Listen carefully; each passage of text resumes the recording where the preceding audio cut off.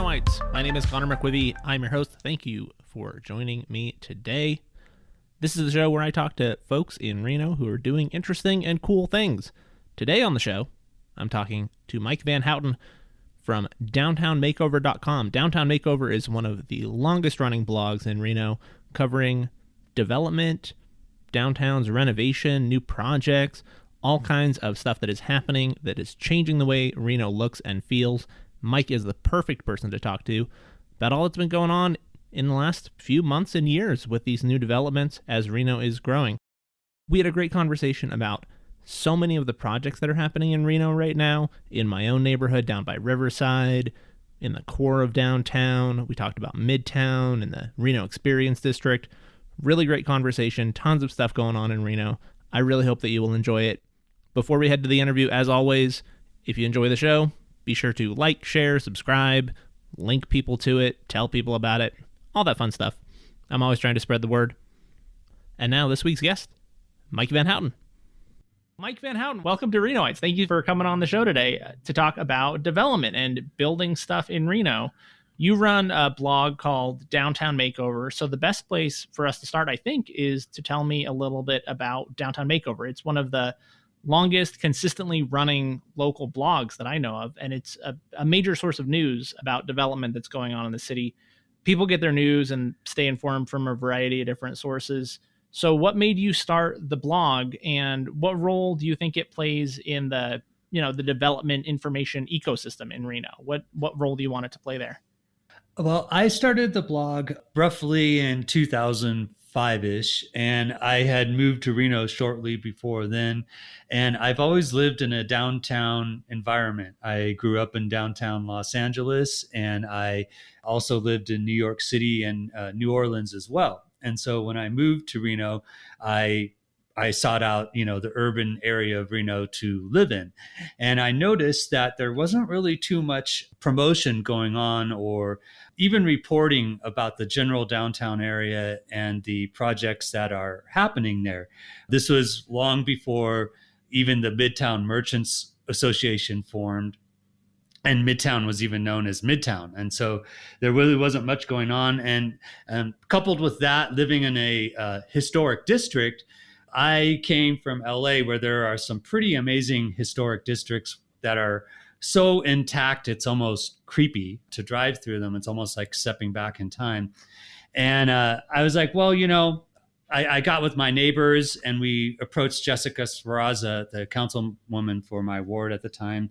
And we wanted to turn our neighborhood into that kind of a environment and preserve history as much as possible, but without being too militant about it. So that's why we chose a conservation district.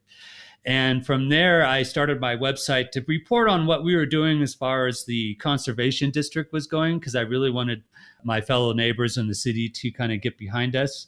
And also what was happening in the downtown area, because it was just kind of this void. It was right around the time when downtown Reno was pivoting away from being a gambling mecca and leaving kind of a void, a hole downtown that needed to be filled with something. And so it was my way of promoting downtown and promoting an urban lifestyle, which to me, I feel is much more healthy way to live than, commuting 20 minutes back and forth out to some of the suburban areas here.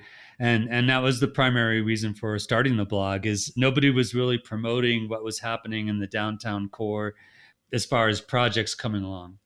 Excellent. What's you mentioned this briefly a little bit, but what's your background or your experience with this urban planning and development and how cities are built? What got you interested in the way that cities are built, especially what's going on in Reno? You mentioned you're from bigger cities, so you like that urban environment. Is there anything else that's kind of gone into where you've learned and wanted to apply that to the city that you live in? More on the web design side, actually. I've been a web designer.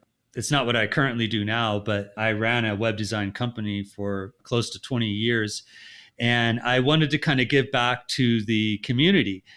People like the RSCVA were really focused on promoting hotels and not so much an actual lifestyle of downtown Reno. So I don't really have much experience with urban planning. I'm definitely not urban planner or even an engineer. But I know I love that lifestyle. And it was something that Reno was kind of missing. And it was just starting to happen as I started my blog. We started getting some really cool venues downtown. I really just kind of wanted to give back to the community by promoting our downtown to other people. And because I'm a web designer and I'm really good at search engine optimization, I knew that if I created a website that focused on downtown Reno, I could get it to the top of the search engines above the things that the casinos were doing, which were not being very inclusive of the rest of the downtown area. When they promote downtown, they only promote what's going on inside their venues, their casinos, the shows that they're doing and things like that. They weren't really interested in reaching out and promoting or covering or even talking about the rest of downtown. So when anybody Googled downtown Reno, I went in with the goal of my site coming up high in those listings. So if somebody was curious about moving here, they would find my site and see a different perspective of Reno other than just being a shuttered casino core. And it worked. I got people emailing me. There were dozens and dozens of people that have contacted me throughout the years who were more interested in what was going on downtown. And because of my site, ended up moving downtown. And so I kind of feel I did accomplish my goal. And now that other venues or other entities have caught on and are formed, I kind of just do it as a hobby or supporting them, like the Downtown Reno Partnership, for example. There's a lot of debate right now about how Reno is growing, and it's really easy to oversimplify into this idea of a pro-development camp that will be accused of just wanting to build without worrying about the impacts like traffic and parking. And then there's this other side that might be referred to as like the NIMBYs, although I think that's kind of an unfair label, that oppose any new dense infill project. And there's a lot of pushback against a lot of this development. And I think both of those labels are really unfair. I don't think that there is a pro-development side that doesn't care about the impacts. And I don't think that the people who are opposed to development in their neighborhoods are necessarily NIMBYs. So what's been your experience with that dynamic between these kind of two opposing sides? And what do you think we're missing when we view it in that binary way rather than looking at it on a project by project or case by case basis and listening to the other side? Well, I think the growth of the urban core of Reno has been very organic. You know, you have the EDON. EDON is the organization that is responsible for luring new businesses here. And so they were doing their job and they were luring a lot of new companies here, particularly from California. And those people wanted a certain kind of a lifestyle that could only come from Reno maturing and growing, because we really only had two choices. We could either have a dead downtown with 20 plus shuttered casinos, which is I think the rough estimate of how many ended up closing once gaming became a thing in California, and we kind of lost that uniqueness about Reno. Or we could do something about it and create a neighborhood and create an urban core like a lot of other cities were doing. And there are a lot of people who have lived here their entire lives who weren't ready for that kind of a change. You know, they wanted the small Reno. Growth to them means more traffic, more headaches, more crime, things like that. But in the converse area, if you have a healthy downtown core, you're actually going to have less crime than you would if you had a bunch of shuttered casino buildings downtown. And so it is an interesting dynamic that I've had to deal with. I have people who don't like my website or what I stand for. And they just feel like, oh, here's another Californian that's moved here that wants to change Reno into California. And I can see where people could easily draw that conclusion, browsing my website. But on the flip side, what else are you going to do with a dead downtown that basically was a bunch of shuttered casinos? And it's a unique problem when you have the Sundowner and all these other casinos downtown that closed. What are you going to do with, a 15, 16 story building if it's not going to be a casino? So we were kind of lucky in the sense that we had some very forward thinking developers early on that took like the Golden Phoenix and turned it into the Montage, and took the Comstock and turned it into, Riverwalk Tower. And it really did truly change downtown. I think you just kind of have to cater to both, and you have to understand, you put yourself in the shoes of Reno natives and understand why they don't want the city to grow, and maybe actually address some of those concerns, such as maybe not taking 20 years to redo a freeway interchange like the I-80 Spaghetti Bowl. So if you can put yourself in each of those groups' shoes, it can be pretty easy to accommodate everybody, I think. And there's going to be some grumbling along the way, but really, we didn't really have much of a choice. We're either going to have a completely dead, shuttered downtown, or we could do something with it and, take our Truckee River and make it into an accessible park where people could actually access the river and tube down it instead of it being a cement corridor like it used to be, and take the casinos that closed and turn them into residential instead of just leaving them closed or attempting to reopen them. And so we were kind of forced to reinvent ourselves, and not everybody liked that, but we really didn't have a choice.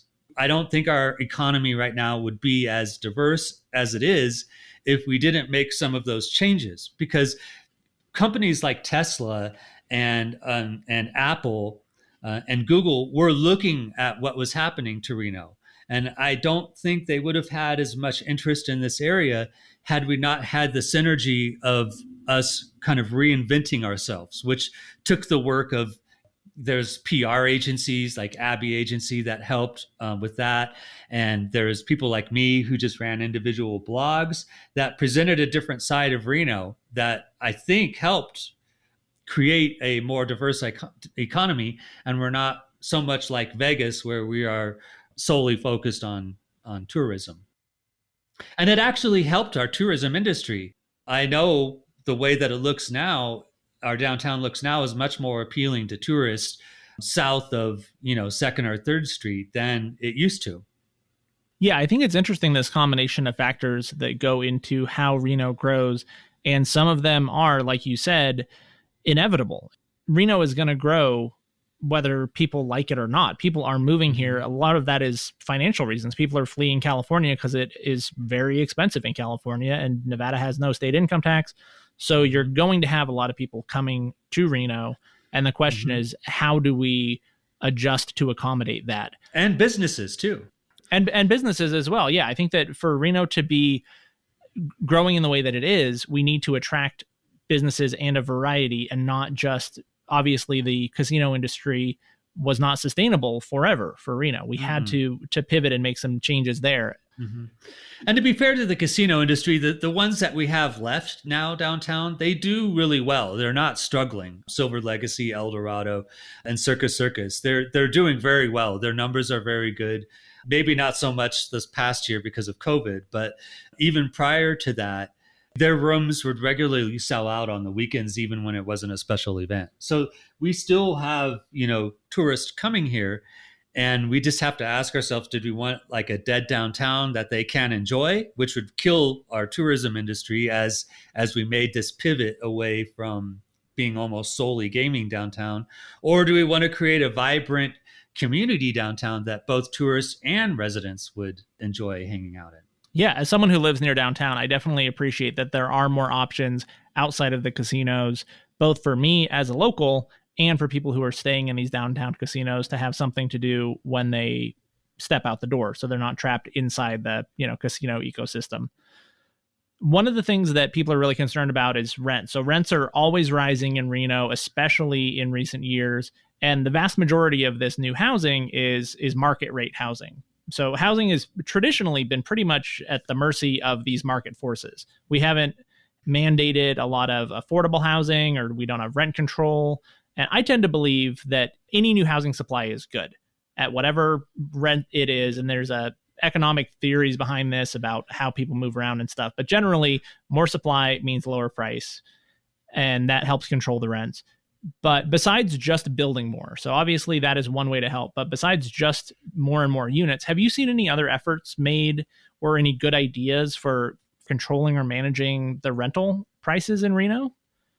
Well, from what I understand, it's very difficult because at the state level, at least I think until recently, we were known as what it's called a Dillon's rule state, where cities and municipalities in Nevada can't create laws that would go against laws that are already in place at the state level. So that's one reason why rent control or inclusionary zoning haven't been implemented in Reno, to my knowledge, from what I've been told by city council members, is that they can't.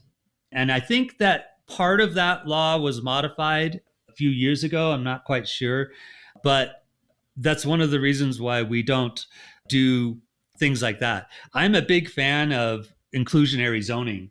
And that's where a developer is forced to make a certain percentage of their project affordable. Now, when the city council can, they try to put items like that into a development agreement.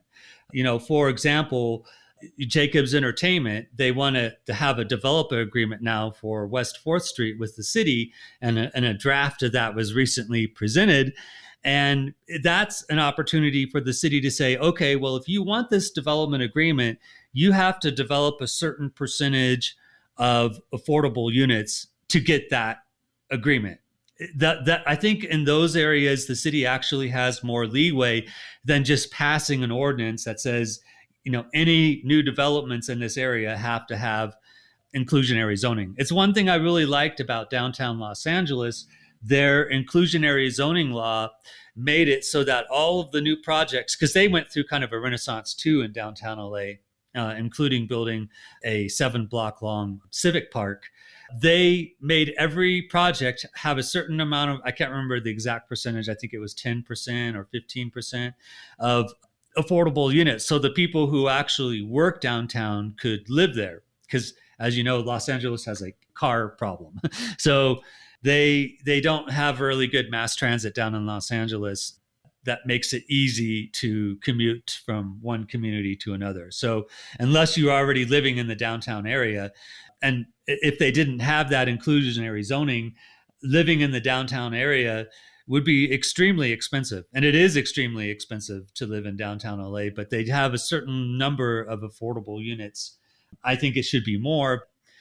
Having tools like that, I think, would really help our city council. I don't know enough about rent control to know if that's a good thing or a bad thing. I know that it's worked well in some cities and it hasn't worked that great in other cities. I have friends that make a regular income in San Francisco who can afford to live there because of rent control. They've lived in the same place for, 20 years renting it, and they're able to actually afford it because their rent only goes up a fraction of what it would go up if that wasn't in place. Mm-hmm. So I think those tools would help Reno to an extent. I'm probably more of a fan of inclusionary zoning than rent control. Developers, of course, don't like that because it takes profit away from them if they have to make a certain number of their units affordable. And also maybe looking at different methods of construction, because right now, everything, the raw costs of construction, such as wood, steel, even labor, is really, really expensive. And that's why you really can't build affordable housing right now without some kind of government grant to back you up. I mean, the perfect example is the property that's next to the Automobile Museum. I think it's like 5.5 acres. There's a vacant lot right there. They were using as a staging ground for several other projects, but it just went under contract for $14 million. And you have to think, okay, 5 acres for $14 million. There's no way, even just buying for the cost of the land alone, to build affordable housing there, unless they get some kind of a supplement from the federal government or a grant from the federal government. Every affordable housing project that you have seen in Reno, like the one down at Steamboat and the one in Northwest Reno, used government grants in order to complete it. So that's another really big problem, is the cost of raw goods right now, the cost of construction. There's several people who submitted permits that are purposefully not going to build until maybe this fall, just in the hopes that the construction costs go down a little bit, because it's really insane right now. I honestly don't know how Reno Experience District is doing what they're doing because it's so expensive to build right now, especially large buildings like that. Yeah. Yeah. Well, I wanted to talk to you about some of these recent developments, just kind of, case by case. So starting with the Reno Experience District, we're recording this on Saturday, June 5th. And I think they're doing kind of a opening event kind of thing and have their park open, and they're trying to promote the place. There's some of the residential spaces open now. The idea, I think, my understanding of the Red is that it's supposed to be kind of like the south end point of Midtown, right? They're trying to put in a lot of residential population right there that will take advantage of Midtown and help those businesses as well. How do you see Red working for that purpose? Do you think it is a good addition to that neighborhood? Is it close to downtown enough to make that a effective corridor? Just give us some background on what the Red is and what you think of it. It's a great project. I'm a big fan of it. I still think it's kind of crazy that they're doing this when construction costs are so high, which is one reason that their unit offerings are so high. The first building that they finished, I think it's called Emory. It's the one that people are actually moving into right now. It cost $60 million to complete. Just that one building cost $60 million to complete, not including the 5 other residential buildings and the hotel that they're building. I think that people balk at their high rent prices, but at the same time, they've already leased their first round that they've released to the public. So there are people that want to live there. I think it will be amazing for Midtown because you're talking about 1,400 units that are going to be built there that are all within walking distance of Midtown. And there's really no other place to build a project like that in Midtown. I guess you could say it's full. You got some really good infill projects like the 1R project that recently finished on Arroyo Street that has 70 units, but that was one of the largest projects in Midtown to complete since I've been, living here. So other than some infill projects that will get units here and there, you didn't really have room to build something massive like this. So I'm really excited it's happening. I honestly thought that project was going to remain vaporware for years. I was really skeptical that it was even going to get off the ground because it was so large. Me reporting on this site, I've seen so many large projects come and go and fail or not even reach the planning process, such as the Tessera district downtown. The ballpark district was supposed to be this amazing multi-block development that went along with the Reno Aces ballpark, and they only got as far as actually building the ballpark. There was a hotel that was built across the street from it, a Marriott hotel too, but that wasn't technically those developers that built that. I'm really impressed that they're building, 5 residential buildings at once, plus a hotel. And I think it'll do a really good job. It'll be an amazing benefit for Midtown in terms of foot traffic to go up and down Virginia Street.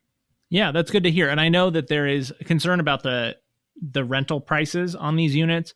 And people say no one can afford to live in all of this new development. But I don't imagine they're going to have vacancy, right? Like these units that are being built are being filled as fast as they can be built, right? And they will adjust their prices as the market dictates. The Montage was a great example of this. We had this amazing luxury condo project built downtown, converted from the Flamingo and Golden Phoenix hotels. And when they built it, they intended those units to sell at some very high prices, $400,000 plus. But then the bank that the Montage was using for their financing completely collapsed in the big crash of 2009 when so many banks went under because of, bunk mortgages.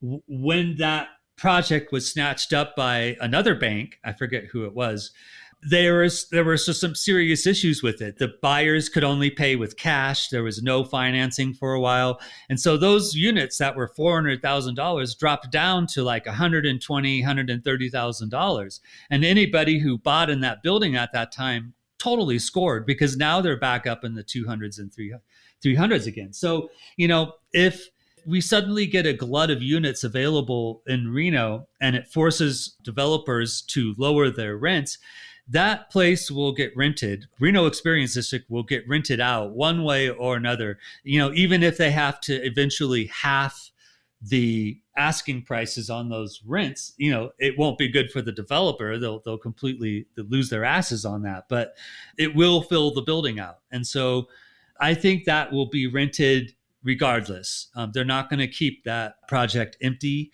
They're not going to ask, $2,200 for a 1-bedroom if the market doesn't support that. And so if they have to, they'll lower their prices and eventually, just like the projects downtown, it'll get filled in with people. And it'll be a really good thing for Midtown to have that many people, living within that area. And also good for the Reno public market across the street that's finishing up. I talked with the owner of Porta Subs the other day, because it's an independently owned Porta Subs that opened there at the Reno public market. And she's so excited to have, 2,000 new people live right across the street from her. Yeah. So it'll also support those businesses and that project as well.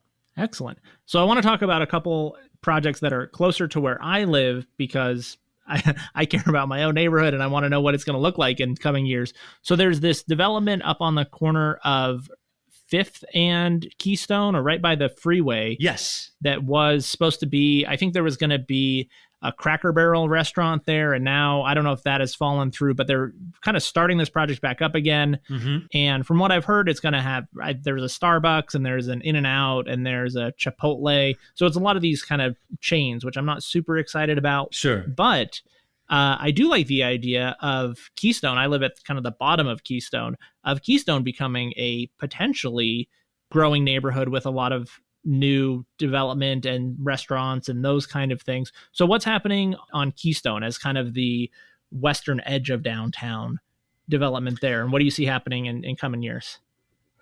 I think that's a great development. I don't know. It will be interesting to see how it will transform the neighborhood around it, or if it will. It might just be a supportive development for anybody within walking or driving distance who wants an In-N-Out burger, who doesn't want to drive all the way to South Reno to get one. They're ecstatic that, one is being built. And even though they are chain restaurants, they still do employ local people. So that part is really great. It's an exciting development. I think I'm more excited about the dense residential portion of the project than the actual retail portion of the project. And I think the dense residential that they're planning, I want to say 300 or so units, I think that's a second phase. My brain's a little foggy on that project, but I think it's a second phase that they're doing for it. They're going to build out all of the retail first. But, that's exciting. They consider that the downtown core. The city of Reno and the Downtown Reno Partnership both consider that area within the boundary of downtown. So that really is a downtown project. And it's going to add, a bunch of dense residential to downtown, where it should be. There's a lot of businesses in that area that will get a boost from that project, including the Save Mart, the grocery store, and the other smaller businesses that are across the street on Keystone and 5th and Keystone and 4th. Excellent. Yeah. And that also ties in close to the Jacobs Neon Line project, right? So Jacobs has bought up all these motels and torn a lot of it down. And there's a lot of controversy around what is going to go into that space, how long it has been sitting empty. That's a whole nother episode in itself. But I do think that having this path from the freeway at Keystone exit as a new kind of entrance into downtown rather than just coming down Virginia Street is part of the goal of Jacobs, right? Do you see that as a likely thing to happen, that now 4th or 5th Street coming from the Keystone side will be a major entryway into downtown with a lot of development along the way? I'm kind of 50-50 on the Jacobs project. I think what they're doing is good overall as far as the Sands remodel. They quietly just opened the West Tower, I want to say, with 2 completely remodeled rooms, and they look really amazing. I have photos of it on the Facebook page for Downtown Makeover. So that part of the project is great. The part I maybe disagree with a little bit is their plan to farm out the vacant lots that they have to other developers. The motels that they demolished, It really depends on who you ask. If you ask like city council members or people who actually toured them or witnessed them, they were in really, really awful condition. There was, mold, exposed electrical wires, just not a place you would want to live, even if you didn't really have a lot of money. Nobody really deserves to live in conditions like that. There's the other group that says, well, you tore down all of this affordable housing, but a lot of people don't realize that Jacobs, as a developer, helped those people, the ones who wanted to be helped, move into other locations, even help them with their rent and other items. In that way, it's actually a pretty cool story. And then you got the history buffs who are really upset that older buildings were really demolished. But I really question if all of those could be saved. I know some of them could be saved and renovated into kind of hip projects like their Renovo flats, where they're remodeled and everything that's wrong with them is fixed, and they get a little bit of a facelift as well. But I'm 50-50 on that project. I kind of feel like, he told the city council that's a 20-year project. So, I might be 70 by the time, 4th Street is all the way filled out. And so I wish it was a little bit more aggressive of a timeline. I wish that there were developers who were stepping up to the plate to develop some of these vacant lots, but we'll see what happens with that. But if it's developed out as Jacobs says it's going to be developed out, the Keystone project will be an amazing complement to it. And there's another development just down the street from me that's smaller scale and also kind of controversial, and it's this Riverside project right next to the hub. The controversy around it is that it is in a historic district. So the Powning Historic District has guidelines about how big buildings should be and the style of the architecture, all those kind of things that I think are relatively new. I don't know the history of the creation of this district or when these rules went in place, but my understanding is that the developer doesn't actually have to adhere to most of these guidelines. There's a grace period or something. So there's flexibility in what they're technically allowed to do, which might conflict with what they should or should not do. There's a lot of controversy. People say that it should be smaller. People are concerned about the width of the building, that now it is taking over the Washington Street abandonment that was originally intended for parking. I tend to not want to be on the side of cars in general. Whenever someone says there's less parking, I say, that sounds great. That'll motivate the city to put in better public transit, or that will encourage people to find ways other than having a car, get a bike or walk. Or I like carless infrastructure, and being this close to downtown, I just don't feel cars necessarily need a big priority. But anyways, it's a very kind of controversial development. What is your understanding of it, and what do you think of it? I like the project, but it's easy for me to like because I don't live in that neighborhood. I can say that if that was being built across the street from me, I wouldn't have a problem with it, because I've had 3-story townhouses built across the street from me, along with townhouses that are in the alley by me, and a shipping container home that basically effectively completely blocks the view that I had of downtown when I moved here. And I'm okay with that, because I really am a strong believer that dense development should be in the core of the city. The project itself, I think, is a beautiful project. I love the finishes that they chose for it. The exterior looks really great. I love how it steps back from the front of it that faces the river. So a very, very small percentage of the project is actually 4 stories tall. I can't remember. It's on my website, but I think it's like 10 or 16% of the footprint of the project is actually 4 stories tall. A significant amount of it is only 2 and 3 stories tall.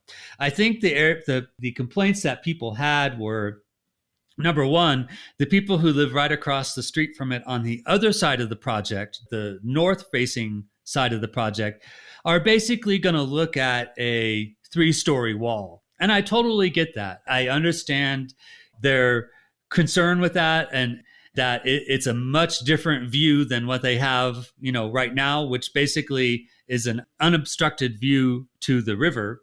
And I also understand that the primary concern with building across to Washington Street or having the building take up Washington Street is that it will block the viewscape of the people who live up on Washington Street from actually being able to see the river anymore. And their other argument was that the abandonment of Washington Street was for a much smaller project. And now you have a developer coming in, taking advantage of that abandonment in a completely different way. But what people need to realize, and it's important, is that street abandonments are permanent. When that diagonal section of First Street near the ballpark was abandoned for a project called the Waterfront Project back in the early 2000s, it was going to be a 40-story tall glass building. It was really amazing. I was so bummed it wasn't built. But when that project fell through because of the real estate crash of '09, that abandonment stayed. And the people who acquired that property from the failed developer, the Simon Group, the ones who own Meadowwood Mall, they inherited that abandonment. So they could use that abandonment any way that they want. And the same thing is true with this project on Riverside Drive. They inherited that abandonment and they can use it any way that they want. Now, maybe that's a completely different topic and something that should be looked at about how street abandonments work and just how permanent they are. Because once a street's abandoned, that's it. And, whatever the developer said they were going to do with that street abandonment, if someone comes in and buys that property, they get that street abandonment and they can, provided it meets city code and all the current zoning laws and everything like that, they can do whatever they want with it. And so I get why people are upset, but the developer has a right to do that. Is it the best business practice? Maybe, maybe not. I can see why some people think it's really shady what happened there, but shady or not, that's the right that they have because of that street abandonment. So I like the project. Again, it's easy for me to say that because I don't live across the street from it, but I've experienced what happens when dense residential is built around me, and I'm okay with it, Yeah. Yeah, I live just down the street. I feel bad sometimes complaining or when I say that the parking isn't an issue because I have a reserved parking spot in my building. So I don't have to worry about struggling to find parking for my own home. Mm-hmm. But for folks who live a block away, it may actually affect their ability to get in and out of their own home and park in front of their own house. That's a real problem. But as I said, as a rule, generally, in neighborhoods that are close to downtown, in neighborhoods that I think could and should have density, I don't want to necessarily prioritize parking. I was just going to say, I don't think parking is actually an issue with this project either, because according to the developer, he wanted to put in pull-in parking along, I forget which street it was there. And the city basically told him, no, you're covered with parking. He's going to have enough parking on the first floor for all of the residents. So that's not really going to be so much the issue. I think part of the issue was taking away some of the parking for his other development right there where Beaujolais Bistro is and Dorinda's Chocolates and the Hub. Those businesses parking, but that's his project too. And I can't imagine him sabotaging his own project like that. And his office, Patty Egan's office, is also right there in that complex. And so I just don't think that he would, I don't think it's as bad as people will think it is. I understand the complaints against the size of the building and how it's going to block views and what it will do to the people living right across the street from it. But I just don't see parking as being an issue with the project. And I think that some of the complaints are just generally about character of the neighborhood, that this is a small residential neighborhood with single family housing everywhere. There's a few exceptions to that. There's a couple bigger buildings in the Powning District, but generally it's a very neighborhoody single family housing area. Mm-hmm. And this building feels a little bit bigger and maybe out of scale to the rest of the neighborhood. But I don't necessarily see that as a bad thing. I think that I appreciate diversity of architecture and diversity of density in these neighborhoods. And from my understanding, I'm not an urban planner. I don't know that much about these things, but a variety of architecture and a variety of uses of the space that we live in leads to more vibrant cities in general. And I don't think it's necessarily a bad thing to have just this chunk of density in Powning. It's more people, it's more activity. I think it could be a valuable addition while still, it's not replacing an historic craftsman home. It's replacing a parking lot. Yeah. So I think that because there's nothing that's really being taken away from the district, all we're really doing is adding, another dimension. I'm looking forward to it as well. And I know it's controversial, and I'm always hesitant to take like a strong stance on these things because I know it's a little bit heated. But as someone who lives down the street from it, I'm curious and I am optimistic, and I am generally fine seeing it go forward. And I'm looking forward to see what it is. Yeah, the city of Reno is in the process of completely overhauling their zoning code in most of the central districts downtown. And that was another point of contention with a lot of people is once those zoning codes are put into place and approved, a project like this wouldn't have been able to be built in the Powning district. But the developer kind of beat that change. And even when it's going to be put in place, everybody has a year to transition to either use the old code or this new code that's going to be put in place. And it affects a lot of areas.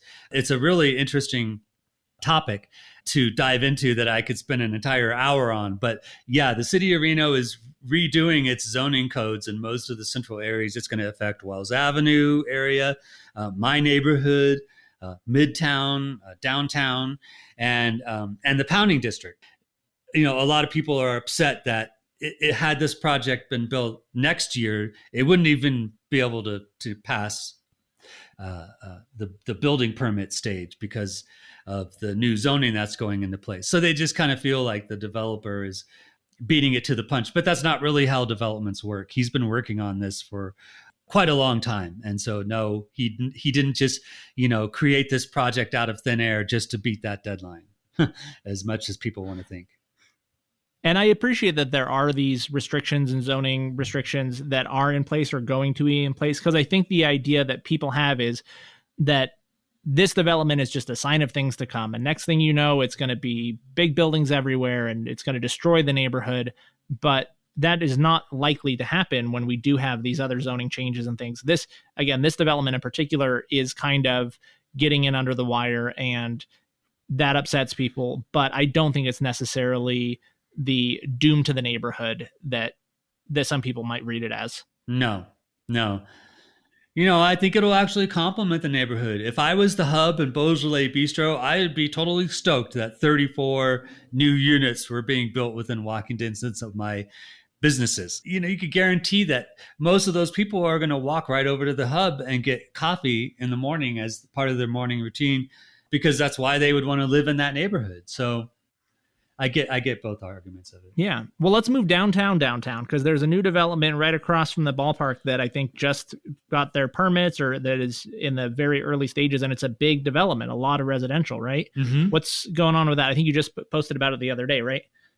Yes. That is it's called the T3 project. And it's part of the leftover project that failed when the big real estate crash happened. I think our ballpark was built in 2009, I want to say. And that was right around that time period. And they had this grandiose idea of a multi-block ballpark development that was mostly retail, actually. I don't think there was any residential in the mix there initially. But, that kind of failed. And then Simon Properties bought that lot along with the one that's across the street of 2nd Street that's along the river. And they, have completely different plans for it. They submitted permits for the first phase of their project. They're going to build it in 2 phases. They're going to start with the northern side. So the side that's right across from the ballpark and right across from Harrah's, that's on Lake and Evans and I believe 2nd Street and Commercial Row. And it's going to be a mid-rise apartment complex. I want to say it was 5 stories tall, and something like 368 units, about roughly 540,000 square feet of residential. So it's really exciting to finally see that come to fruition. I have lived in Reno long enough to remember when the Mizpah Hotel burnt down. I don't know if you were around when that happened, but it was this historic hotel, totally gorgeous, that was on the corner of Lake and 2nd Street, and it burnt down. And so now that lot's, completely vacant all the way up to the men's club. It's basically used for VIP parking, I think, right now for the ballpark. So I'm really excited to see it become something other than a big lot of asphalt. It will have a private courtyard. It'll have a rooftop deck for the residents. I'm imagining it's probably not going to be affordable housing. Maybe it'll be market rate housing. I'm not sure. I really haven't seen any renderings yet other than the ones that were presented to the city council because they're part of the 1,000 Homes in 120 Days program to get some of their fees deferred until they actually finish the project. But it's really exciting. I didn't think that this was another project I thought was just going to be vaporware or never be developed, but it's going to be developed. They may not start construction right away until the fall, once construction costs come down a little bit, even though they did submit their permit for the project. But it's happening, and it's exciting to finally see that area become filled with something besides, empty lots surrounding a ballpark. Mm-hmm. Yeah, I think we talked about this before because you came and did an interview pre-podcast for my Facebook. I did some interviews with Facebook friends. And the way that I kind of describe development in Reno is it feels like we have this downtown core that's been neglected for a long time, and we built around it. So we focused on Midtown and really developed in Midtown, and all of these new businesses moved in. And there was this idea for the ballpark district and the breweries and all of that has not developed as fast as I think it was originally intended to. And we have the University North, and then obviously there's things going in on Keystone and the Jacobs development on the west side of downtown. It feels like those are all of the pieces that need to be in place before downtown, like the entertainment core of Virginia Street can really start to add more businesses, like maybe a grocery store, maybe, more music venues, more restaurants that are not necessarily inside of the casinos. Yeah. How close are we to encircling downtown with enough people who live here that they will go downtown and allow businesses down there that are at the street level to open up and to thrive? Like, when are we going to see the abandoned souvenir shops turned into something that people who live around downtown can get to and go to and be successful?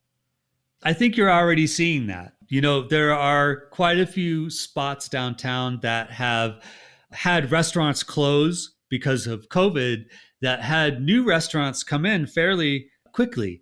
And I think, the Coconut restaurant that just recently opened is a great example.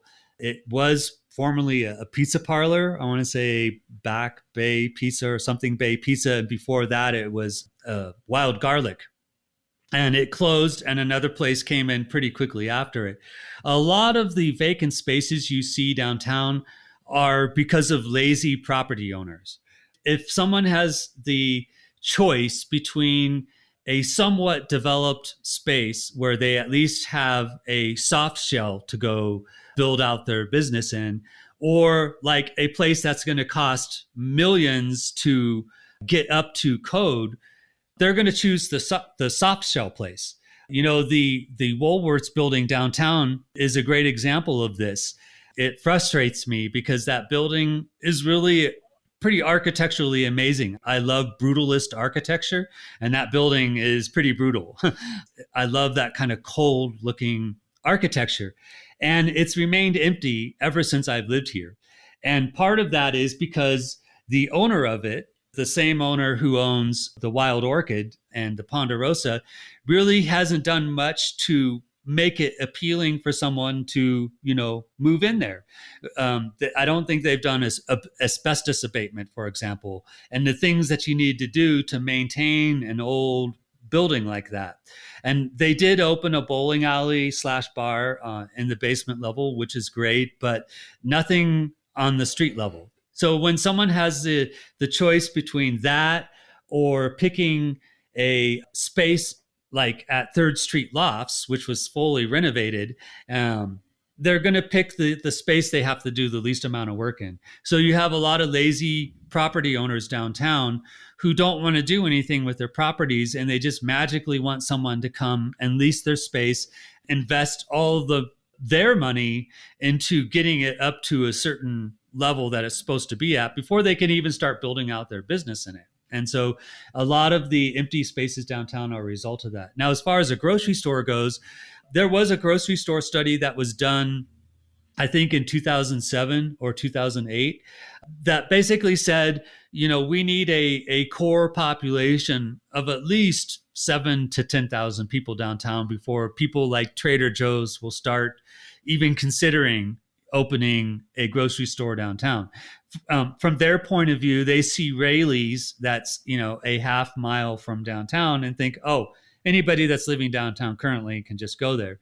But when I was talking with the Downtown Reno Partnership recently, I think we have somewhere between 5,000 and 6,000 people living in the downtown core now, which is amazing considering where we've come from 10 years ago. I think we need a few more of these projects opening.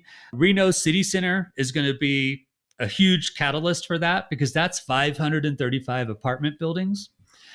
By my calculations in the downtown core, there's about 1,300 units either under construction or just now starting construction, not even including the conceptual ones that haven't submitted permits yet. There's about 1,300 units. So we're getting there, and it may take a couple more years to a few more years to get a major grocery store downtown. But we will have some kind of options, I think, in the coming years, even if it's a smaller Trader Joe's or another boutique grocer. To give credit where credit is due, Urban Market is an amazing miniature kind of grocery store downtown that serves a lot of downtown residents' needs because they sell packaged food from, Rounds Bakery and Roundabout Catering and other local businesses they sell there. Between that and you have Great Basin Food Co-op, they're kind of serving the needs of the downtown people, I think, other than, driving a half mile to Rayleigh's. So it'll be a little while, I think, before we reach that threshold to where a major grocery store chain will want to locate downtown. But we're getting there. We're moving in the right direction for sure with all these new developments. Yeah, I agree with you that we're going in the right direction. I'm excited about all the development in Reno, especially as someone who lives near downtown. I think the more people that live down here, the more likely we are to have better non-automotive infrastructure. Like if a lot of people live down here and want better bike lanes, that is going to be a driver for more bike lanes. If we want better public transit, having more people who will utilize public transit will force the city to improve the public transit. So generally, I'm happy to see what is going on in Reno, especially around the downtown core, the surrounding neighborhoods. What do you want people to know about development in Reno? People who are hesitant about the development, people who are concerned about the housing prices. What's your message to folks who are unsure about Reno's future and they don't necessarily like or they're not sure about the things they're seeing? What would you like people to know about Reno as it's growing now? I think Reno, I would say, is going to be okay. I don't know exactly what to say to them because it's really hard to convince a native of change. Change, I think, in general, psychologically, in any kind of arena, even outside of development, is difficult to deal with for a lot of people. A lot of people just want it to kind of stay, the way it is. But I see Reno moving in a really positive direction. I mean, just look what we have survived so far. We've survived the death of the casino industry, basically, and we were able to completely reinvent our downtown, and we're still in the process of doing that. We've survived. We were almost ground zero for one of the real estate crash of 2009 and one of the worst places in the nation for that occurring. And we were able to pick our feet up and survive that too. So I think that change has to be embraced. And, yes, there is going to be more traffic, but when there's more traffic, there's ways that we can deal with that. And, yes, there's going to be more people, but it's all a good thing in my opinion. strengthening Reno's urban core is a good thing. A city is only as healthy as its core.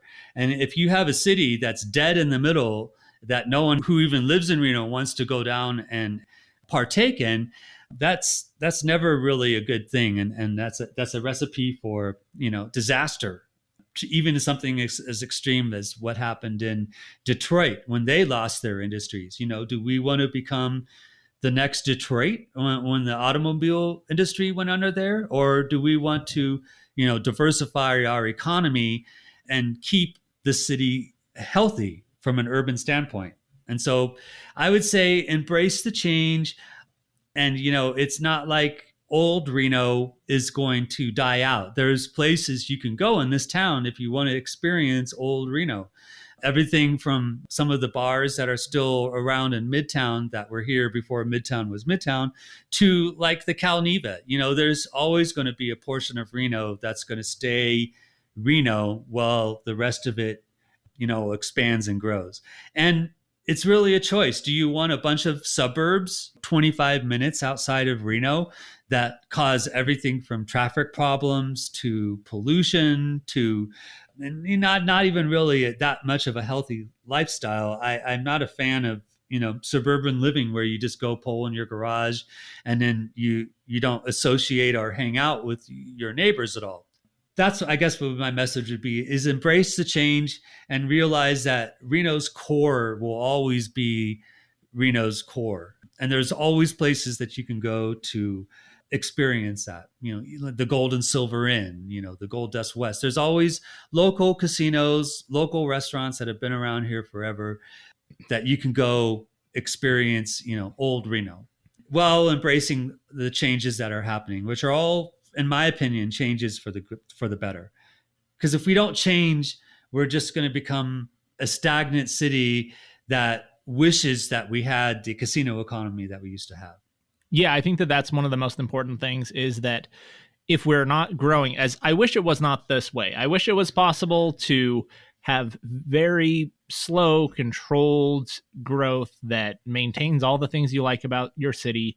But realistically, growth comes in waves, whether you like it or not, and you need to deal with it in the best way that you can. Yeah. And what you mentioned about the suburban versus urban way of growth is really important to me, because I do not like the suburban model of building cities. I don't like the sprawl. It has huge environmental impacts. So I appreciate you bringing that up, because I do think that's an important thing to consider. Reno's growing whether we like it or not. So do we want to become a sprawling city where people spend an hour to get into town from Fernley every day? Or do we want to be a city where people can live a few blocks away from their workplace and their grocery store and, their neighborhood bar and engage with their neighbors?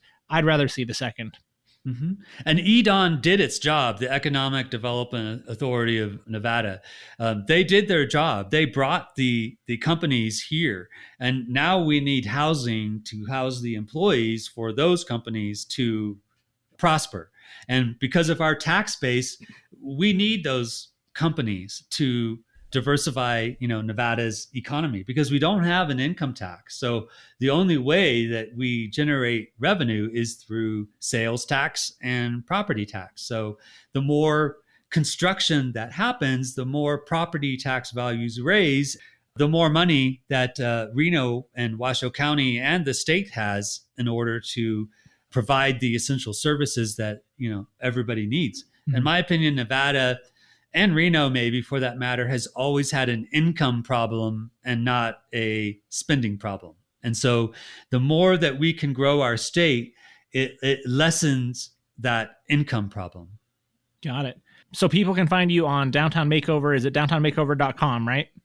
Yep, downtownmakeover.com, or on facebook.com. It's facebook.com/Downtown Reno. And I'm also on Instagram and Twitter as well. Perfect. Well, thank you so much for coming on the podcast to talk to me, Mike. I really appreciate it. Development's such an important topic right now, so I appreciate the opportunity to chat with the man who knows all about it. Thanks. I appreciate that. It's an honor to be here. Thank you again, listeners, for checking out the show, and special thanks to Mike for coming to talk to me about all these development projects in Reno. Tons of exciting things happening, and I am excited to see how they all turn out. If you have any guest suggestions, ideas for episodes, feedback, please be sure to shoot me an email. My email address is Conor, CONOR, @Renoites.com. See you next week.